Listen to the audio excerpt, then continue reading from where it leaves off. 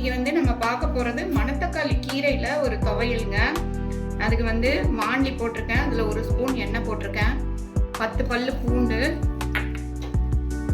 பெரிய வெங்காயம், medium size பெரிய வெங்காயம் ஒன்று போட்டிருக்கேன். நல்ல கீரை வந்து நம்ம கை நிறைய அப்படியே இருக்கிற மாதிரி ஒரு சின்ன கட்டு, ஒரு கட்டு இருந்தால் போதும். அந்த அளவு கீரை பொடியாக கட் பண்ணி வச்சுக்கலாம். ஃபஸ்ட்டு இதை ஃப்ரை பண்ணிடலாம் லைட்டாக. அதுக்கப்புறம் சிகப்பு பழுத்த பச்சை மிளகா அது ஒரு 2, வெறும் பச்சை மிளகா ஒரு 2. இந்த பழுத்த மிளகா போட்டால் அது ஒரு தனி டேஸ்ட் இருக்கும். அதுக்காக நான் போட்டிருக்கேன். ஆப்ஷனல் தான் அது, வேணா பச்சை மிளகாயே போட்டுக்கலாம்.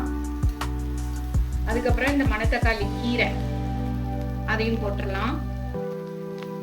சின்ன பீஸு புளி பாருங்க, ஒரு சின்ன நெல்லிக்காய் சைஸ் புளி அதையும் போட்டிருக்கேன். இதுக்கு தேவையான அளவு உப்பு அதையும் போட்டுறேன். ஒரு ஸ்பூன் இருக்கிற மாதிரி உப்பு போட்டால் போதும். போட்டுட்டு எல்லாம் நல்லா வந்து மீடியம் ஃப்ளேமில் வச்சு ஃப்ரை பண்ணலாம். இப்போ ஒரு 2 மினிட்ஸ் அப்படியே மூடி வச்சிடலாம். மணத்தக்காளி கீரை வறுத்தது சூடு ஆறுன அப்புறம் மிக்சியில் இது மாதிரி போட்டு நல்லா நைஸாக அரைச்சி கொண்டு வந்துடலாங்க. இந்த சட்னி வந்து ரொம்ப சூப்பராக வந்திருக்குங்க.